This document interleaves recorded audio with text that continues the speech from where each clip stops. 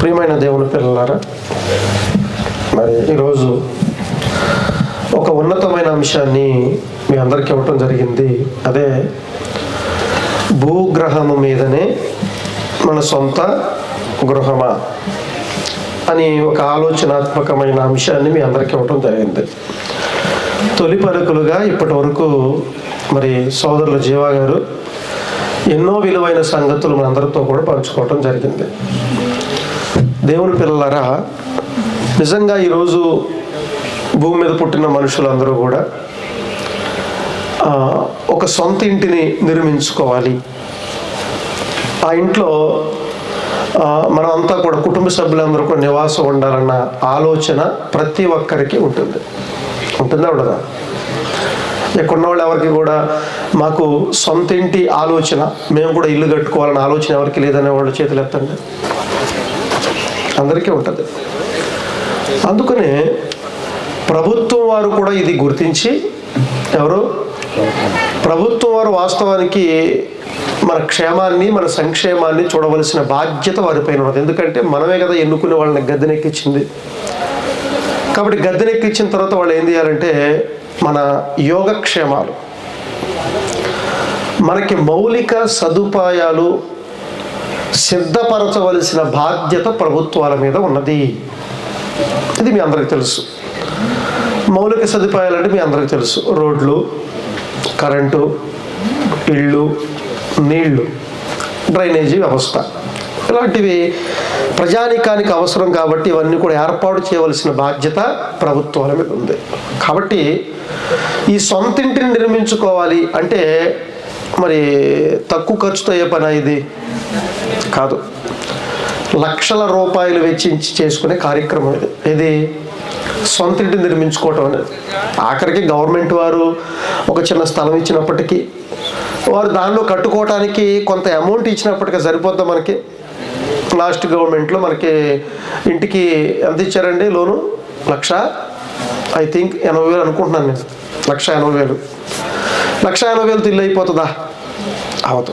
కాబట్టి కొంత మేరకు ఇప్పుడు ఆ ఇల్లు కట్టుకోవటానికి నాకు తెలిసి, అలా నిర్మించుకోవటానికి నాకు తెలిసి కనీసం తక్కువలో తక్కువ 8 నుంచి 10 లక్షల రూపాయలు అయిందని నేను అనుకుంటున్నాను. అయిందా లేదా? అయింది. కాబట్టి ఇంత ఖర్చుతో కూడిన పని. కాబట్టి ప్రభుత్వాలు ఏం చేస్తున్నాయంటే కుటుంబాలకి చేయూతను అందిస్తున్నాయి. మీరు ఇల్లు కట్టుకోండి, మీరు కూడా సొంత ఇంట్లో ఉండండి. అద్దెళ్ళకి వెళ్ళిన తర్వాత ఎన్ని బాధలు ఉంటాయో, ఎన్ని కష్టాలు ఉంటాయో సొంత ఇల్లు లేని వాళ్ళకి అర్థమవుతుంది. సొంత ఇల్లు లేని వాడు ఎంత బాధపడుతున్నారో వాళ్ళు అడగండి. ఇల్లున్న వాళ్ళని అడిగితే అప్పుడు అర్థమవుతుంది. కాబట్టి ప్రభుత్వం వారు గుర్తించి ఏం చేశారు అంటే మనందరికీ ఒక ఇల్లు ఉండాలనే ఉద్దేశంతో లాస్ట్ గవర్నమెంట్లో అయితేనేమి, ప్రభుత్వాలు అయితేనేమి పెద్ద ఎత్తున, అన్నిటికంటే ముఖ్యంగా లాస్ట్ గవర్నమెంట్లో పెద్ద ఎత్తున ఇళ్ల కార్యక్రమం అనే దానికి శ్రీకారం చుట్టారు. ఓకే, ఇది మనందరికీ తెలుసు. మరి ఇంత ప్రభుత్వం ఆలోచించినప్పుడు భూమి మీద పుట్టిన తన పిల్లలైన వారందరికీ ఇల్లు ఉండాలని ప్రభు ఆలోచించడా? ప్రభుత్వాలు ఆలోచించినా సరే, ఓకే, వెల్ అండ్ గుడ్, ఆలోచించారు. ప్రభుత్వాలే ఎంత ఆలోచించినప్పుడు ప్రభు ఇంకెంత ఆలోచించాలి మన గురించి? ఆలోచించారా లేదా? ఇట్లాంటి ఆలోచనలు ఈరోజు సమాజానికి ఉండవు. ఎందుకనంటే వారికి దేవుడు కానీ, దేవుడు ఆలోచనలు అంటే ఎవరికి పట్టవండి అంత తొందరగా. దేవుని పిల్లలారా ఆలోచించండి ఒకసారి. అందుకని దేవుడు ఏం చేశాడంటే తన స్వరూపాలు, తన పిల్లలందరూ కూడా భూమి మీదకి రాబోతున్నారని తెలిసి, మనం కూడా అంతే కదండి, మనకు పుట్టిన పిల్లలు రేపొద్దున వాళ్ళకి సొంత ఇల్లు లేకపోతే ఇబ్బంది పడతారని చెప్పి చాలామంది తల్లిదండ్రులు ఏం చేస్తారంటే పిల్లలు పెద్దవాళ్ళు అవ్వకముందే, పిల్లలకు పెళ్లి చేయకముందే వాళ్ళకంటూ ఒక ఇల్లుని నిర్మించి సిద్ధపరుస్తారు నివాసయోగ్యంగా ఉండటానికి. ఇది మనం ఆలోచిస్తాం, మన పిల్లలపైన మన ప్రేమ ఉంది కనుక. మరి దేవుడికి మనం ఎవరు చెప్పరేంటండి? అందరూ అలా సైలెంట్ చూస్తున్నారంటే కొద్దిగా నవ్వండి, చెప్పండి, సమాధానం చెప్పండి. పిల్లలమే కదా, మరి చెప్పుకోవటానికి సిగ్గుపడతారేంటి? దేవుడికి మీరు ఏమవుతారంటే మేము పిల్లలని ధైర్యంగా చెప్పండి, సంతోషంగా ఉండండి. కాసేపు గృహప్రవేశానికి వచ్చింది మనం, నేను అడిగిన దానికి సమాధానం చెప్పండి. ఓకేనా? సరే, ఓకే. భూమి మీద కొంతకాలం బంధం కలిగి ఉన్న తల్లిదండ్రులే తమ పిల్లలకి ఇళ్ళు కావాలని చెప్పి అవసరానికి మించి ఇంకా చాలామంది ఏం చేస్తారు, 1 కాదు 2 ఇళ్ళు కడతారు, 3 ఇళ్ళు కడతారు. ట్రిపుల్ బెడ్రూములు, ఇంకా బెడ్రూమ్లు, డూప్లెక్స్ ఇళ్ళు చాలామంది బాగా కట్టుకుంటారు. కట్టుకోవద్దని నా ఉద్దేశం కాదండి, మళ్ళీ దాన్ని అపార్థం చేసుకునేవాడు. అర్థమవుతుందండి? కట్టుకోండి, ఉంటే కట్టుకోండి, ఇబ్బంది ఏం లేదు. ఓకే, ఇంత ఆలోచించినప్పుడు మరి మళ్ళీ కన్న తండ్రిన దేవుడు మన గురించి ఇంకెంత ఆలోచించి ఉండాలా? ఆలోచించాడా లేదా? ఆలోచించాడు. కాబట్టి ఆయన ఏం చేశాడు అన్నప్పుడు అపోస్తుల కార్యాలు 17వ అధ్యాయము 26, 27 వచ్చిన కలిసి ఉంటుంది చూడండి. జాగ్రత్తగా దాని ఎక్కడి నుంచి మీరు అపోస్తుల కార్యాలు 17వ అధ్యాయము 26, 27 వచ్చినాడు. ఏం చెప్తున్నాడు జాగ్రత్తగా ఆలోచిస్తే ఏం చెప్తున్నాడు చూడండి. మరియు యావత్తు భూమి మీద కాపురం ఉండటానికి ఆయన ఒకరి నుంచి ప్రతి జాతి మనుషులను సృష్టించాడట. ఎక్కడ నివాసం ఉండటానికి? మనందరం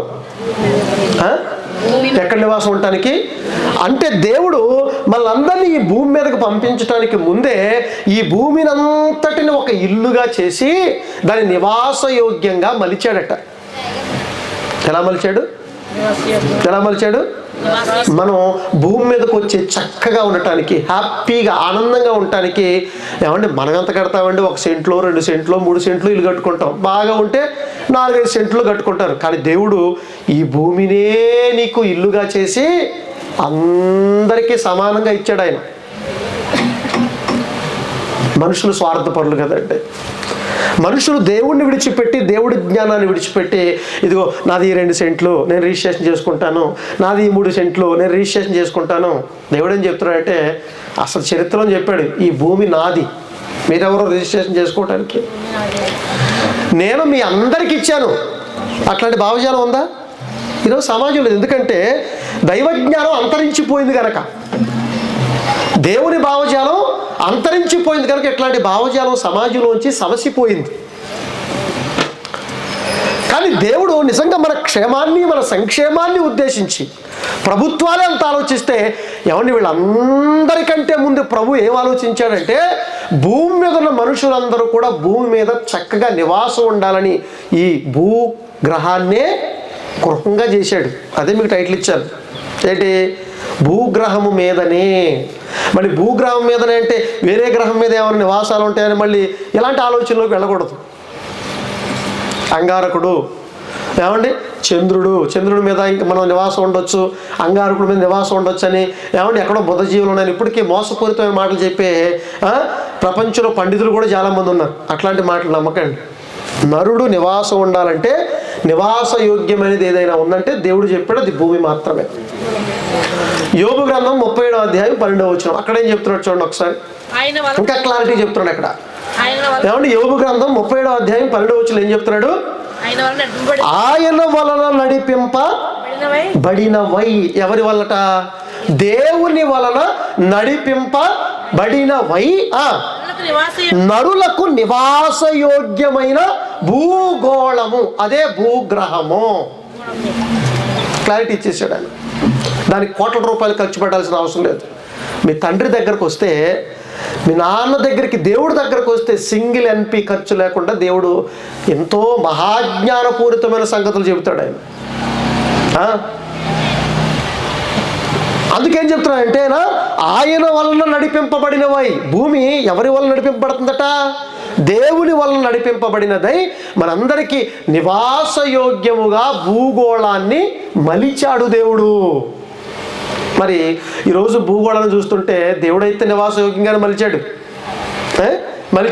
కానీ మనుషులు దాన్ని ఏం చేశారంటే, నివాసయోగ్యంగా ఉన్న భూమిని వీడి విచిత్ర పైత్యంతో భూమిని ఏం చేశాడు? సర్వనాశనం చేశాడు. అంతే చెప్పారు కదా, దేవుని విడిచిపెడితే నాశనం తప్ప మరొకటి ఉండదండి. అదే సామెతల గ్రంథం చెప్తారు చూడండి ఒకసారి. సామెతల గ్రంథం 1వ అధ్యాయంలో, ఏమండి సామెతల గ్రంథం 1వ అధ్యాయంలో ఏం చెప్తున్నారో మీరు జాగ్రత్తగా ఆలోచిస్తే చూడండి ఒకసారి. సామెతల గ్రంథం 1వ అధ్యాయము 30-31 వచనాలు, 30-31-32 వచనాలు ఏం చెప్తున్నారు చూడండి. మనుషులట దేవుని ఆలోచన వెళ్ళలేకపోయారట. ఇప్పుడు దాకా ఆయన చెప్పాడు కయ్యను గురించి, హెబెలు గారి గురించి, ప్రారంభ మనుషులందరూ కూడా ఆయన సన్నిధిలో ఎలా చెడిపోయారు, దేవుని మాటను ధిక్కరించి, దేవుణ్ణి విస్మరించి వాళ్ళ బ్రతుకులు ఎలా నాశనం చేసుకున్నారో చరిత్రను చూస్తే మనకు అర్థమవుతుంది. ఈరోజు సమాజంలో కనబడే నాశనం, సమాజంలో కనబడే వినాశనం, సమాజంలో కనపడే అజ్ఞానానికి కారణం ఏంటంటే మనిషి దేవుణ్ణి విడిచిపెట్టడం వలన, మనిషి దేవుని ఆలోచనలు పక్కన పెట్టడం వలన, మనిషి దేవుని సంకల్పాన్ని సమాధి చేయటం వలన ఈరోజు మనుషులందరూ కూడా దౌర్భాగ్యమైన పరిస్థితులు ఎదుర్కొంటున్నారు. దౌర్భాగ్యమైన పరిస్థితులు ఎదుర్కొంటున్నారు. అర్థమవుతుందండి? అందుకే దేవుడు ఏం చెప్తున్నాడంటే తన ఆలోచనలన్నీ కూడా ఏం చేశారట, వాళ్ళు వినలేకపోయారట. మనుషులందరూ వినటం లేదట. ఒరే నాయనా, ఈ భూమినే మీకు నివాసయోగ్యంగా చేసి మీరు తల్లి గర్భంలోంచి బయటకు వస్తున్నారంటే మీరు భూమి మీద భూ ప్రవేశం చేయడానికి భూమి మీదకి వచ్చారు. మనం గృహప్రవేశం చేస్తాం కదా, అంటే తల్లి గర్భంలో నుంచి మనం భూమి మీదకి వస్తున్నాం అంటే ఏ ప్రవేశం చేస్తున్నాం? మనం భూప్రవేశం, భూమి మీదకి రంగ ప్రవేశం చేస్తున్నాం. ఆల్రెడీ మనందరికీ ప్రవేశం అయిపోయింది. ఏ ప్రవేశం అది? భూప్రవేశం అయిపోయింది. అర్థమవుతుందా మీకు? అర్థమైందా? ఇప్పుడు భూప్రవేశం చేసిన తర్వాత ప్రారంభంలో ఎంత చక్కగా ఉందంటే ఇదంతా కూడా దేవుడు చెప్పాడు. మనిషిని చేసినప్పుడు ఇద్దరిని ఆదామును అవను కూర్చోబెట్టి ఆశీర్వదించి, ఇదిగో చూడు మీరు మిమ్మల్ని ఆశీర్వదిస్తున్నాను, చక్కగా లోబరుచుకోండి, ఆనందంగా హాయిగా బ్రతకండి, విస్తరించండి అని చెప్పి ఇదంతా ఎంత మంచిగా ఉందట. అప్పుడప్పుడు చూడండి, కొన్ని తోటలు చూస్తుంటే, కొన్ని ఇల్లు చూస్తుంటే అబ్బా ఎంత చక్కగా ఉందండి, చాలా మంచిగా ఉందండి, నేను కూడా ఇలా కట్టుకోవాలి. అలా చేశాడండి దేవుడు ప్రారంభంలో భూమిని. చెప్పాను కదండి, మనుషులు ఎంత దారుణమైన వ్యక్తులంటే ఉన్నదాన్ని చెరిపేసేవాడు మనిషి, సక్రమంగా ఉన్నదాన్ని సర్వనాశనం చేసేవాడు మనిషి, సక్రమంగా చేసి ఉన్నతంగా కట్టేవాడు దేవుడు. అర్థమవుతుందండి? దేవుడికి మనిషి ఆలోచనకు అంత తేడా ఉంటాయి. కాబట్టి మంచిగా ఉన్నదాన్ని ఏం చేశారు? వీళ్ళ ఆలోచనలు, దేవుడు ఆలోచనలు పక్కన పెట్టేశారు. ఎవరు ఆలోచనలు పక్కన పెట్టేశారు? ఇప్పుడులాగా హ్యాపీగా దోమతెరలు పెట్టుకోకర్ల మనం ఇప్పుడు ఇల్లు కట్టుకుందామంటే దానికి ఏం చేస్తున్నారు? మెష్ డోర్లు, కిటికీలు, గుమ్మాలు, అప్పుడు అలాంటివి ఏమి లేవు. హ్యాపీగా ఏదైనా వల్ల ఆదామా ఎట్టపడుకున్నారు? దోమలు లేవు, నా బొందాలు ఇంకేమిటి ఏమీ లేవు, హ్యాపీగా పడుకున్నారు. గదుల్లో శుభ్రం, ఇప్పుడులాగా నీళ్ళు డ్రైనేజీలు వదిలేయటం, పిచ్చి పిచ్చి కార్యక్రమాలు చేయటం ఇట్లాంటివి ఏముంది? ఎంత మంచి వాతావరణం, ఎంత మంచి అట్మాస్ఫియర్.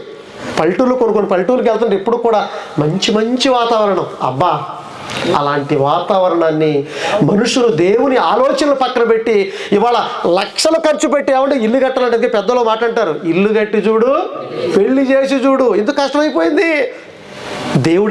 దేవుడు మాట అంటే నీకు కష్టమైంది కనుక ఈరోజు ఇవన్నీ కూడా నీకు కష్టంగా మారిపోయాయి. నీ చేసిన నువ్వే చేసుకున్నావు. ఇవన్నీ కూడా ఎవరు చెప్తారు చెప్పండి ఈ మాటలు?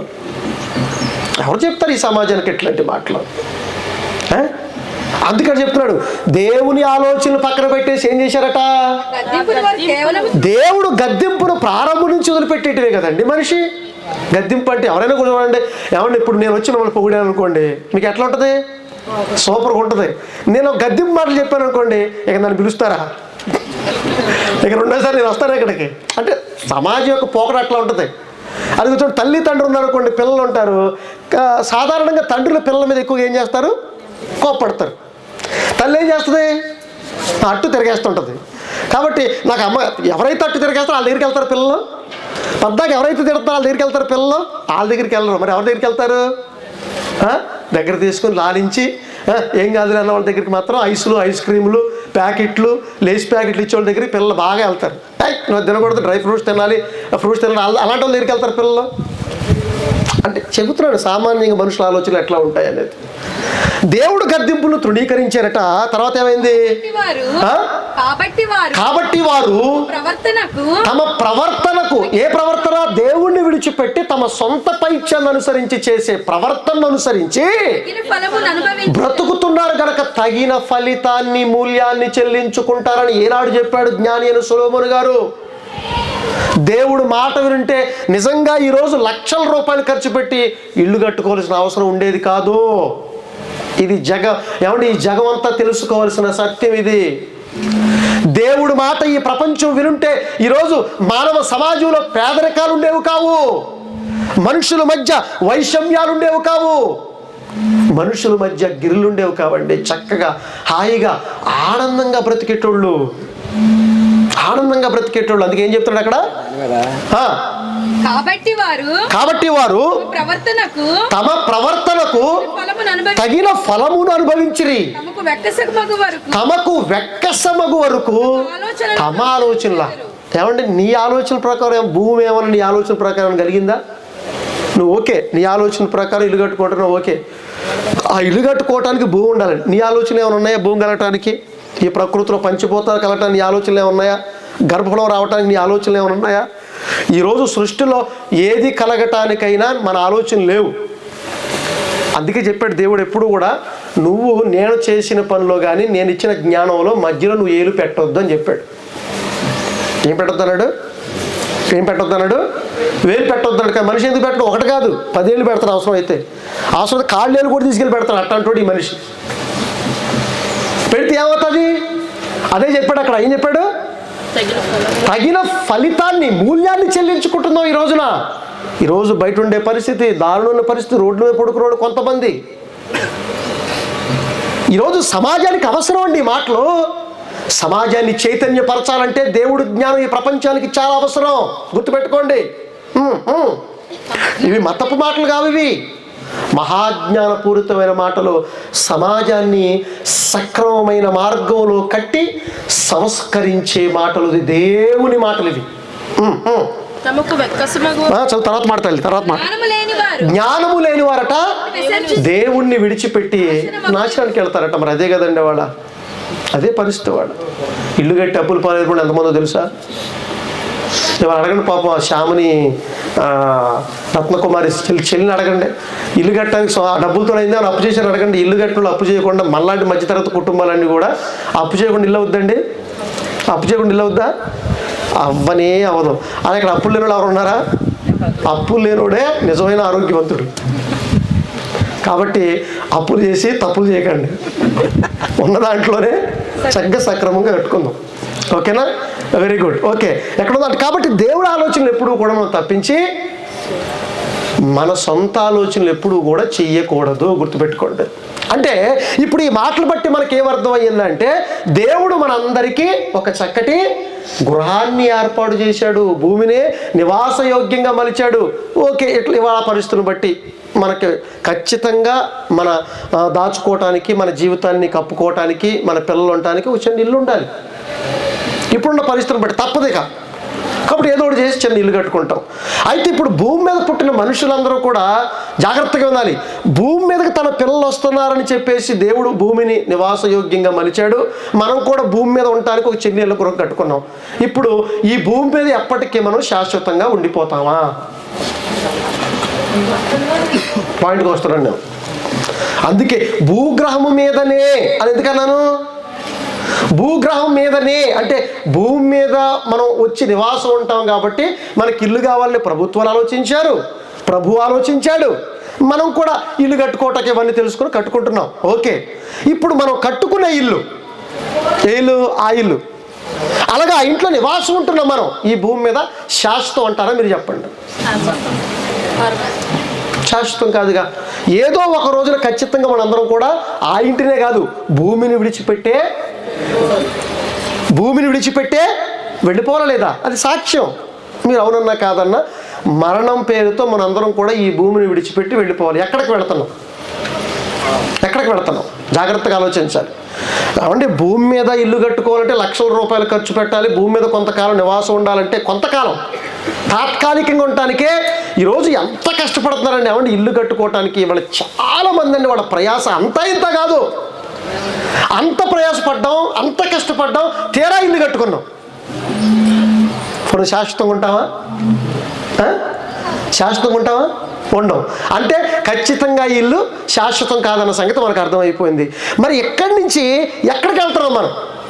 తల్లి గర్భంలో నుంచి భూగ్రహం మీదకి రంగప్రవేశం చేశాం. మరి భూగ్రహం మీద నుంచి మనం ఎక్కడికి వెళ్ళిపోతున్నాం అన్న ఆలోచన ఎవరికైనా ఉన్నాయా?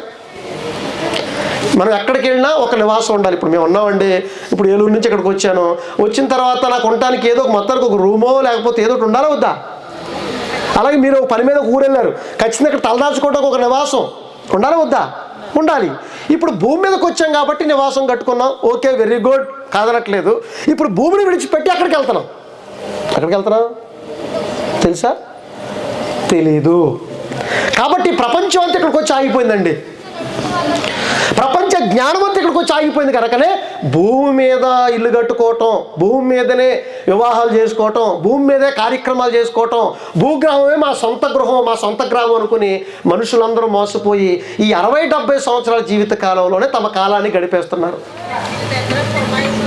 ఇల్లు కట్టుకోకపోతే ఏమో, దాన్ని ఇల్లు కట్టుకోకపోతే పాపం ఎక్కడో అద్దెల్లు ఉండాలి, లేకపోతే రోడ్డు మీద ఉండాలి. మరి ఇప్పుడు మన ప్రయాణం గురించి మనకు అర్థమైతే భూమిని విడిచిపెట్టిన తర్వాత ఎక్కడికి వెళ్తున్నామో అక్కడ కనుక మనకు గృహాలు లేవనుకోండి, అక్కడ గృహప్రవేశం చేయడానికి అవకాశం ఉంటుందా? ఆలోచించండి ఒకసారి. అక్కడ గృహప్రవేశం చేయడానికి అవకాశం ఉంటుందా? అవకాశం ఉండదు. అందుకే మీరు చదివిన లేఖన భాగాన్ని ఒక్కసారి మీరు జాగ్రత్తగా ఆలోచిస్తే, కొరింథీయులకు రాసిన 2వ పత్రిక జాగ్రత్తగా వినాలి. దేవుడు ఎంత గొప్పవాడంటే, ఎంత ప్రేమ అంటే ఆయనకి. ఏమంటే మనం ఎక్కడికి వెళితే అక్కడ మనందరికీ నివాసాలు ఏర్పాటు చేస్తున్నాడు ఆయన. ఇది మానవ సమాజానికి తెలియదు, ఎందుకంటే దేవుడు ఆలోచనలు మర్చిపోయారుగా, దేవుడు ఆలోచనలు పక్కన పెట్టేశారు కదా. అందుకే మనుషులు భూగ్రహం మీదనే ఉండటానికి ఇష్టపడుతున్నారు తప్ప అసలు భూగ్రహాన్ని విడిచిపెట్టి మరొక లోకానికి వెళ్ళాలన్న ఆలోచనలు ఎవరికి ఉన్నాయి? ఈ భూమి మీద శాశ్వతం కాదు, మనం శాశ్వతమైన లోకానికి వెళ్ళిపోతా ఉన్న ఆలోచనలు, ఈ దైవజ్ఞానం ఎవరికి ఉంది? కాబట్టి వీళ్ళ కష్టం, వీళ్ళ ప్రయాస, వీళ్ళ తపస్సు, వీళ్ళు తలకిందులుగా మొత్తం బ్రతికేదంతా దేనికోసం అంటే మనం భూమి మీద ఎంతకాలం బ్రతుకుతామో దానికోసమే తప్ప అంతకు మించి వీళ్ళకి ఏమర్థమైంది చెప్పండి? అంతకు మించి ప్రపంచానికి ఏమర్థమైంది చెప్పండి? అందుకు అక్కడ ఏం చెప్తున్నాడంటే, కొరింథీయులకు రాసిన 2వ పత్రిక 5వ అధ్యాయం 1వ వచనం ఏం చెప్తున్నాడు జాగ్రత్తగా ఆలోచించండి. భూమి మీద మన గుడారమైన ఈ నివాసం అన్నాడు. ఏ నివాసం గురించి మాట్లాడుతున్నాడు అక్కడ? ఇదిగో ఈ దేహం అనే నివాసం. ఇంకా మనం కట్టుకున్న నివాసం గురించి పక్కన పెట్టండి. దేవుడు మన అందరం ఉండటానికి ఒక చక్కటి శరీరాన్ని కట్టాడు ఆయన. శరీరాన్ని చక్కగా కట్టాడు ఆయన. ఈ దేహాన్ని చక్కగా కట్టాడు. నువ్వు కట్టుకున్న ఇల్లే కాదు, దేవుడు కట్టిన ఈ శరీరం అనే ఇల్లు కూడా ఒకరోజు ఏమైపోద్దట? శిథిలమైపోద్ది. ఇక దేవుడు కట్టిన ఈ దేహమే శిథిలమైపోయినప్పుడు మనం కట్టుకున్న ఇల్లు ఎంతకాలం ఉంటాయి చెప్పండి? మనం కట్టుకునే ఇల్లు ఎంతకాలం ఉంటాయి మీరు చెప్పండి? ఎంత స్ట్రాంగ్గా పునాది వేసినా ఆలోచించండి ఒకసారి. అందుకే ఏమంటే దేవుడు ఏం చెప్తున్నారు అక్కడ? మరోసారి చదవండి మాట. భూమి మీద మన గుడారమైన ఈ నివాసము శిథిలమైపోయినను అంటే డోంట్ వరీ. ఇల్లు లేని వాళ్ళందరూ కూడా డోంట్ వరీ అని చెప్తున్నాడు. ఏం చెప్తున్నాడు? వర్రీ కావద్దు. అందుకే చూడండి, దేవుడి జ్ఞానం తెలిసిన వాళ్ళు భూమి మీద ఏవి లేకపోయినా మరి పెద్దగా బాధపడరండి. మరి దేనికోసం బాధపడతారో తెలుసా వాళ్ళు? దేవుని దగ్గర చోటు లేకపోతే, వాళ్ళ జీవితం సరిగ్గా కట్టుకోకపోతే, రేపు పొద్దున దేవుడి దగ్గరకు వెళ్ళే స్థలానికి చేరుకోకపోతే బాధపడతారు వాళ్ళు. యేసుప్రభు గారు భూమి మీద ఏమన్నా అంత గొప్పడండి. ఇవాళ ఎంత ఇల్లు కట్టుకున్నా యేసుప్రభు గారు గుర్తు చేసుకునే కదండి మనందరం కూడా గృహప్రవేశాలు ఇవన్నీ ఏర్పాటు చేసుకుంటాం. అట్లాంటి ప్రభువుని స్ఫూర్తిగా తీసుకుని మనందరం ప్రభు జీవితాన్ని గురించి ఆలోచిస్తే, ఏమండి, ఆకాశ పక్షులకు ఏమున్నాయి? గూళ్ళు ఉన్నాయి. నక్కలకి బుర్రలు ఉన్నాయి. శ్యాము రత్నకుమారి గారికి మొత్తానికి ఒక సెంట్లో అన్న ఇల్లు ఉంది. కానీ మనుష్య కుమారుడు తలదాచుకోవటానికి ఆయన ఇల్లు కట్టుకున్నాడండి. నోట్ దిస్ పాయింట్ ఎవరన్నా. అంటే నేను ఇల్లు కట్టుకోవద్దని చెప్పట్లేదండి. మళ్ళీ అక్కడ అపార్థం చేసుకున్నారు. పెద్ద బాధపడాల్సిన అవసరం అని చెప్తున్నాను నేను. ఇల్లు కట్టుకున్న ఇన్ని బాధలు నేను చెప్తున్నా కదండి. చాలా గృహప్రవేశాలకు వెళ్ళాను నేను. ఏమండి, గృహప్రవేశం అంతా హ్యాపీగా చేసుకుంటారు. అందరూ వచ్చిన అందరూ కూడా భోజనం చేస్తారు, హ్యాపీగా ఉంటారు. తర్వాత వాళ్ళ బాధలు కూర్చుంటే, ఏమండి ఇది కట్టుకోవటానికి ఎంత అప్పులని తెలుసండి, అది కట్టడానికి అప్పుడు వస్తాయి ఆలోచనలు. అది కట్టాలంటే ఎంత బాధలో, అప్పటి వరకే ఆలోచనలు. తర్వాత ఏమండి అవి కట్టే వరకు అప్పులు గుర్తొస్తుంటే బాధే బాధ అండి బాబాయ్, మామూలు బాధ కాదు. ఓపెనింగ్ బాగుంటుంది, తర్వాత ఉంటుంది. తర్వాత అసలు సినిమా తర్వాత ఉంటుంది అనమాట. ఎక్కడేం చెప్తున్నాడు ఇక్కడ? ఎక్కడుందాం మనం?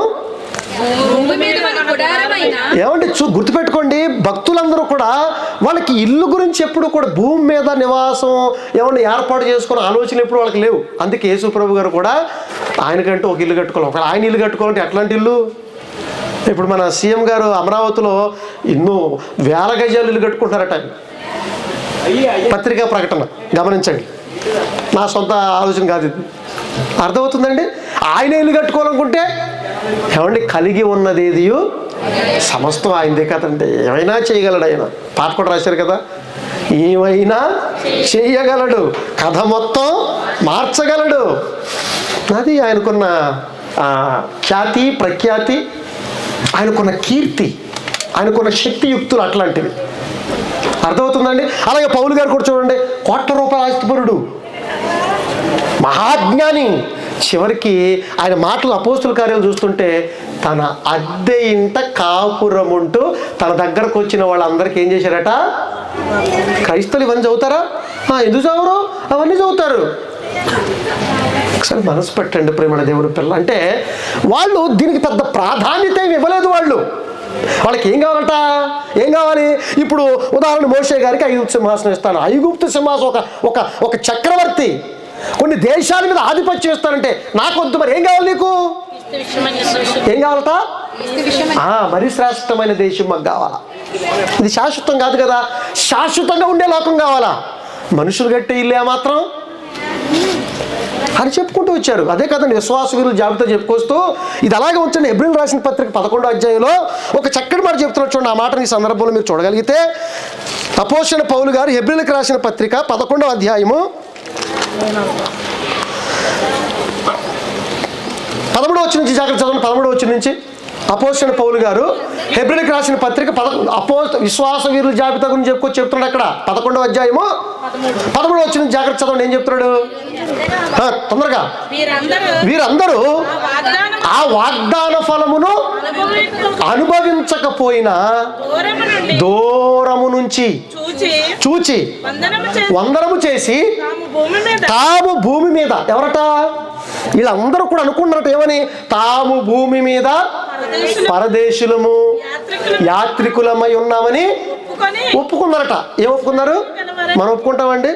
భూమి మీద బ్రతికినంతకాలం నాదే ఉందిలేండి, కొంతకాలం వెళ్ళిపోతాను, ఇక్కడ ఇల్లు ఉంటే ఏంటి, లేకపోతే ఒప్పుకుంటామా? మనం కప్పుకునే మనుషులు కానీ ఒప్పుకునే మనుషులు అంతకంటే కాదు. మనం కప్పుకోవటంలో దిట్ట. మనకెవరండి సాటి చెప్పండి అందులో? కానీ భక్తులు ఏం చేశారు? మేము భూమి మీద యాత్ర చేయటానికి వచ్చాం. ఇప్పుడు నేను వచ్చానండి, నాకేం పని? ఇప్పుడు ఇక్కడ ప్రసంగం చేయవలసిన పని లేకుండా లేదండి. ఆ ఇల్లు కట్టారా, ఆ ఇల్లు నాదని ఇంట్లో కూర్చుంటూ ఊరుకుంటారా? అంటే నేను నా పని మీద వచ్చాను, యాత్ర చేయడానికి వచ్చాను. మళ్ళీ ఎక్కడి నుంచి మర్యాదగా ఏం చేయాలి? వాళ్ళు పెట్టింది తినేసి కాముగా వెళ్ళిపోవాలి. ఇది మర్యాద. అవునా? ఇది వాస్తవం. అలాగే భూమి మీదకి మనందరం వచ్చాం. ఇక్కడ ఉండిపోతామా? ఇక్కడ ఉండవటానికి మరణమే సాక్ష్యం. అంతేనా? అంతకంటే సాక్ష్యం ఏం కావాలి? అంటే భూమి మీద మనందరం ఎప్పుడు ఏం చేయటానికి వచ్చాం? ఒకనాడు దావీదు గారు అదే అన్నాడు, అయ్యా నీ సన్నిధిని ఈరోజు భూమి మీదకి వచ్చాము, ఇది ఎవరికయ్యా శాశ్వతం చెప్పు? మేమందరం కూడా, మేమే కాదు మా పితరులందరూ కూడా యాత్ర చేయటానికి వచ్చాం. కొంతకాలం భూమి మీద నివాసం చేయటానికి వచ్చాం, నీడగా బ్రతికెళ్ళిపోవడానికి వచ్చాం. కానీ మనుషులు ఏంటండి ఈ భూమి మీద బ్రతకడానికి అబ్బో చిత్ర విచిత్రమైన కార్యక్రమాలు చేస్తున్నారు. ఇది శాశ్వతం కాదండి. మనకి ఇది శాశ్వతం కాదు. ఇదిగో నీ తండ్రి ఉన్నాడు, నీ తండ్రి నువ్వు ఎక్కడున్నా నీకంటూ చక్కటి ప్రణాళికలు రచించి మంచి గృహాలు నీకు సిద్ధపాటు చేస్తున్నాడన్న ఆలోచన నీకు తెలియాలి ముందు. యాత్రికులము పరదేశులమై ఉన్నామని ఒప్పుకుని విశ్వాసము, దేవుడంటే నమ్మకంతో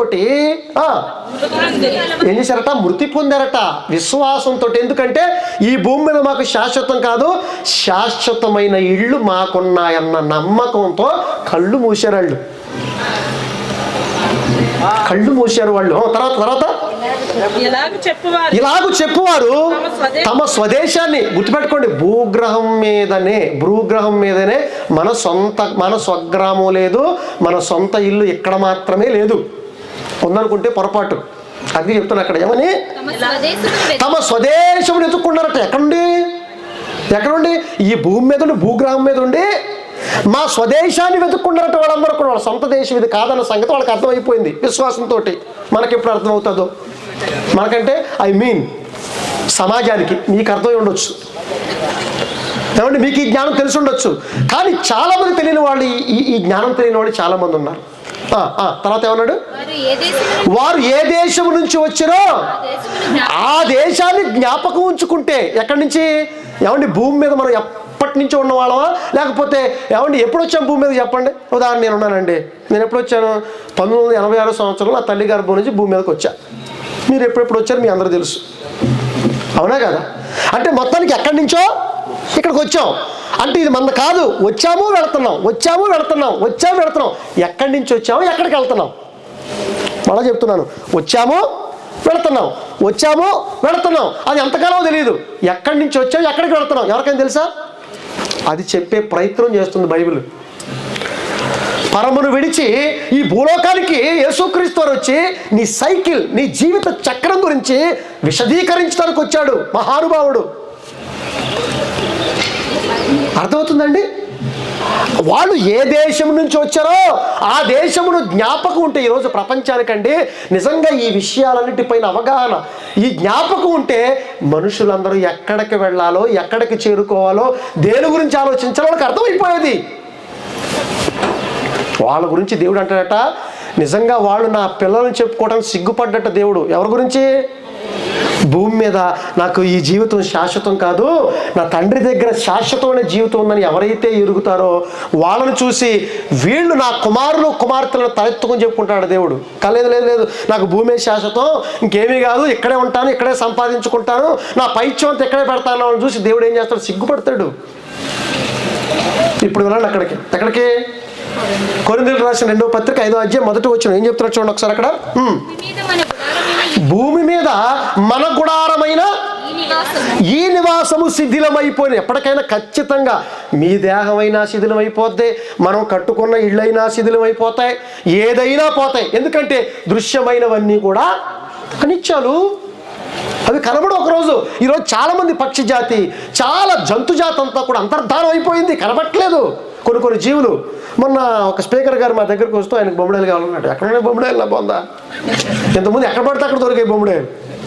ఏమంటే జలం దొరికి, ఇంగ్లాయిలు దొరికాయి, అన్నీ ఎక్కడ కనపడతాయి? ఇసుదొందులని, రకరకాల చేపలు కనపడేవి, కొన్ని పక్షులు, పిచ్చుకులని, చక్క రకరకాల పక్షులు. ఏమి లేవు. అలాగే చిన్నప్పుడు స్నాక్స్ అంటే పిల్లలకి ఎట్లాంటి ముంజులని, పరిక్కాయలని, రేక్కాయలని, ఈతకాయలు ఎక్కడ ఇవన్నీ పోయినాయి, అంతర్ధానం అయిపోతున్నాయి. ఏదైనా ఈరోజు కళ్ళ ముందు కనబడే ప్రతిదీ కూడా పోద్దండి. ఇది ఖచ్చితం, ఇది నిజం, ఇది వాస్తవం. అందుకే భూమి మీద మన గుడారమైన ఈ నివాసం శిథిలమైపోయినను, ఇప్పుడు చెప్తున్నా చూడండి అద్భుతమైన మాట. భూగ్రహం మీదనే ఇల్లు అనుకుంటున్నావా? దానికోసమే కష్టపడుతున్నావా? దానికోసమే ఆలోచిస్తున్నావా? అంతకు మించి ఆలోచించాలి ప్రతి మనిషి. ఆ గిరిని దాటుకుని ఆ అజ్ఞానపు గోడలు బద్దలు కొట్టిన బయటికి రావాలండి. చాలా జీవితం ఉందయ్యా, నీ శాశ్వతమైన జీవితం, వాస్తవమైన జీవితం నీకుంది. అదే చెప్తున్నాడు అక్కడ. ఏమని? చేతి. ఏమండి మనం కట్టుకుని ఇల్లు ఏమాత్రం అండి చెప్పండి. మనిషి కడితే, నువ్వు కడితే నీకంటే గొప్ప ఇంకోటి కడతాడు, అలానే వస్తూనే ఉంటాయి. మరి దేవుడు కడితే ఎట్లుంటుంది? భూమిని కట్టాడు దేవుడు, ఎలా ఉంది? మామూలుగా ఉండదు. ఇప్పుడు చెప్తున్నాడు చూడు, చేతి పని కాక అయ్యి బాబోయ్ దేవుని చేత కట్టబడినది నిత్యమైన నివాసం పరలోకంలో ఉందటండి. మనందరికీ తెలుసా మీకు? అందుకే భూగ్రహం మీదనే మీ సొంత గృహమా అని క్వశ్చన్ పెట్టానంటే, భూమి మీద గృహం ఉండాలి. అంతకంటే ముఖ్యంగా మనందరికీ పరలోకంలో శాశ్వతమైన నిత్యమైన గృహం ఉండాలి. ఆ గృహంలో గృహప్రవేశం చేయాలని ఏ క్రైస్తవుడైనా అనుకుంటున్నాడా? భూమి మీద ఇల్లు గృహప్రవేశం చేశారంటే మామూలు ఆనందం కాదు. ఇప్పుడు ఆనందం రావడం తెలుసా? నేను పరలోకంలోకి వెళ్ళి నా తండ్రి చేత కట్టబడిన ఆ గృహాల్లో నేను గృహప్రవేశం చేసి వెళ్ళాలన్న ఆలోచన ఎవరికైనా ఉన్నాయా? ఈ గృహం కట్టాలంటే లక్షలు కావాలి, మరి ఆ గృహప్రవేశం చేయాలంటే లక్షణాలు కావాలి. ఏం కావాలి? ఈ గృహప్రవేశం చేయాలంటే లక్షలు కావాలేమో. శాశ్వతమైన నిత్యమైన దేవుని చేత కట్టబడిన ఆ ఇంట్లో నువ్వు గృహప్రవేశం చేయాలి అంటే దేవుడు కోరుకున్న, దేవుడు మెచ్చిన లక్షణాలు నీలో పుష్కలంగా ఉంటే నువ్వు సజావుగా అక్కడికి వెళ్ళిపోవచ్చు నువ్వు యేసుక్రీస్తు ద్వారా. అర్థమవుతుందండి? బిల్డర్ గారు ఇల్లు కడతాడు, సూపర్గా కడతాడు. ఏమంటే చూడండి, బ్రౌజర్ చేస్తాడు. ఇదిగోండి ట్రిపుల్ బెడ్రూమ్ అండి, ఏమండి ఎక్కడ ఏది లేకుండా మొత్తం కబోర్డ్స్ కట్టేసామండి, అది కట్టేసామండి. సరే గృహప్రవేశం చేస్తాం, సరేనండి బాగుందండి వెళ్ళిపోతానంటే ఊరుకుంటాడా? ఎంత ఇవ్వాలి? 50 లక్షలు ఇవ్వాలి, 60 లక్షలు ఇవ్వాలి, 70 లక్షలు ఇవ్వాలి. ఇప్పుడు దేవుడు కట్టిన ఇంట్లో కూడా నువ్వు వెళ్ళాలంటే మరి ఎన్ని లక్షలు ఇవ్వాలి దేవుడికి? ఆయనకి ఎందుకండి లక్షలు? ఆయనకి లక్షలు అవసరం లేదు. మరి ఏం కావాలి ఆయనకి? దేవుడు కోరుకున్న లక్షణాలు మనందరిలో ఉండాలి. గుర్తుపెట్టుకోండి, అలాంటి ఇల్లుని మనందరం సంపాదించాలన్న ఆలోచన మీకుంటే మనం దేవుని ఎదుట గొప్ప గొప్ప లక్షణాలు చూపించి హ్యాపీగా వెళ్ళిపోండి. అదే యేసుప్రభు గారు భూమి మీదకి వచ్చి చెప్పాడు. యోహాను సువార్త 14:2 చూడండి ఒకసారి. యోహాను సువార్త 14:2 ఏం చెప్తున్నాడు చూడండి ప్రియమైన దేవుని పిల్లలారా. యోహాను సువార్త 14:2 ఏం చెప్తున్నాడండి? నా తండ్రి ఇంట అనేక బాబో, ఇదేంటండి బాబు, దేవుడి చేత కట్టబడిన నివాసాలట అవన్నీ. మన చూపు, మన ఆలోచన. అందుకేనండి ఇదేంటి మోషే గారు ఐగుప్తు సింహాసనం వద్దంటాడేంటి, యేసుక్రీస్తు భూమి మీద ఇల్లు లేదేంటి, పౌలు గారు చివరికి ఏ ఇల్లు లేకుండా అయిపోయాడేంటి, అపోస్తులందరూ కూడా ఇల్లు గురించి ఆలోచించలేదంటే, అంటే భూగ్రహం మీద ఎప్పుడు కూడా వాళ్ళు ఉండాలన్న ఆలోచన వాళ్ళకి లేదు. మనుషులు కట్టిన ఇళ్లలో ఉండాలన్న ఆలోచన వాళ్ళకి లేదు. మరి ఎవరు కట్టిన ఇంట్లో ఉండాలనుకుంటున్నారు వాళ్ళు? మా తండ్రి. అసలు భూమి మీద కొంతకాలం నివాసం ఉండటానికి ఈ భూమిని నివాస యోగ్యంగా మలిచిన దేవుడు తండ్రి, శాశ్వత కాలం ఉండటానికి ఆయన కట్టిన ఇల్లు ఇంకెంత అందంగా ఉంటుందో, ఇంకెంత సుందరంగా ఉంటుందో. ఇంకా పని అనేది ఏముండదండి. మనం ఇల్లు కట్టామంటే ఎప్పుడు పని ఉంటారు, ఏదో పని ఉంటానే ఉంటుంది, ఇంకా పని పూర్తి అవ్వలేదండి. అందుకే అంటారు కదా, ఇంటికి ఒంటికి ఎంత పెట్టినా కమాండ్ అంటదట, అంటదట. కానీ దేవుడు కట్టిన ఇంటికి no comments, no work, only హ్యాపీగా ఉంటాయి నువ్వు. బా, ఎంత బాగుందండి జ్ఞానం. దాన్ని దైవ జ్ఞానం అంటే ఎట్లాగా ఉంటుంది మరి, అర్థమవుతుందండి. అందుకే యేసు ప్రభు గారు భూమి మీదకి వచ్చి ఏం చెప్తాడంటే, ఒరే బాబు 60-70 సంవత్సరాల జీవితకాలం ఉండటానికి అంత ఇల్లు, ఈ ఇల్లు, ఆ ఇల్లు, అలా ఆడెత్తిమే చేయబెట్టి ఈడెత్తిమే చేయబెట్టి చాలా కార్యక్రమాలు చేస్తున్నావు, ఇదేమో నీకు శాశ్వతం కాదురా నాన్న. ఇదిగో నీ కోసం ఎక్కడో తెలుసా, నీకు ఎక్కడో తెలుసా, నిత్యమైనది, దేవుని చేత కట్టబడినది, వాడబారనిది, నిత్య నివాసమైన నివాసాలు మీ అందరికి ఉన్నాయి. అది చెప్పడానికి భూమి మీదకి వచ్చాను. మీరేంటి కకృతి పడిపోతారు, చిన్న కాలంలో చిన్న వాటికి కకృతి పడకండి, ఆలోచించకండి. అందుకే ఏమన్నాడు ప్రభు, ఏమంటున్నాడు 14:2 నా తండ్రి ఇంట అనేక నివాసాలు. భూమి మీద ఎంతమంది వస్తున్నారు అందరికీ సరిపడ నివాసాలు ఉంటాయట అక్కడ. ఆల్రెడీ దేవుడు ఏం చేశాడు, రియల్ ఎస్టేట్ ఇప్పుడు వచ్చింది. నిజంగా ఈ మాటలు చూస్తుంటే దేవుడు ఎంత ముందుగా, ఎంత అడ్వాన్స్గా ఆలోచించాడో. దేవుడు ఆల్రెడీ అక్కడ ఏం చేశాడు, అక్కడైనా ఎస్టేట్స్ ఏర్పాటు చేశాడు మనందరికి ఫ్రీగా. ఎవరైతే గొప్పగా దేవుడు భూమి మీద మంచిగా బ్రతుకుతారో, దేవుడే శ్వాసగా, సత్యమే ధ్యాసగా ఎవరైతే బ్రతుకుతారో, దేవుని వాక్యాన్ని శిరోధార్యంగా ఎవరైతే తీసుకుంటారో, అట్లాంటి వాళ్ళకి ఫ్రీగా, మీ పిల్లలకి ఫ్రీగా కట్టేస్తారు పెద్ద ఇళ్ళు. అలాగే దేవుడు కూడా ఫ్రీగా గొప్ప నివాసాలు ఉన్నాయట, చాలా నివాసాలు ఉన్నాయట. మరి మీకు వద్దా? గృహప్రవేశం చేయరా? ఇక్కడ గృహప్రవేశం చేయండి, ఓకే, వద్దంటది, హ్యాపీగా చేయండి. కానీ అంతకంటే ముఖ్యంగా ఎక్కడ గృహప్రవేశం చేయాలి మనం? పరలోకం అనే గృహంలో మనందరం కూడా గృహప్రవేశం చేయాలా. అక్కడ మాత్రమే కాదు, అసలు ఆలోచించవలసింది అక్కడ. మన స్వగ్రామం అది, మనకి సొంత ఇల్లు ఆల్రెడీ అక్కడ ఉంది. నువ్వేం బాధపడక్కర్లా. రావులపాలెం నుంచి మాచారం చిటకలు తెప్పించక్కర్లేదు. విజయవాడ ఏమండి అది ఇబ్రహీంపట్నం నుంచి ఏమంటే కంకర తెప్పించాల్సిన అవసరం లేదు. గోదావరి నుంచి ఇసుక తెప్పించాల్సిన అవసరం లేదు. నువ్వు రాత్రులు నిద్రలు మానేసి అక్కడే ఉండి రోజు వాటరింగ్ చేయాల్సిన అవసరం లేదు. వైజాగ్ స్టీల్ ప్లాంట్ వేయాల్సిన అవసరం లేదు. మీరే సిమెంట్ కట్టి ఇలాంటి కార్యక్రమాలు చేయాల్సిన అవసరం లేదు.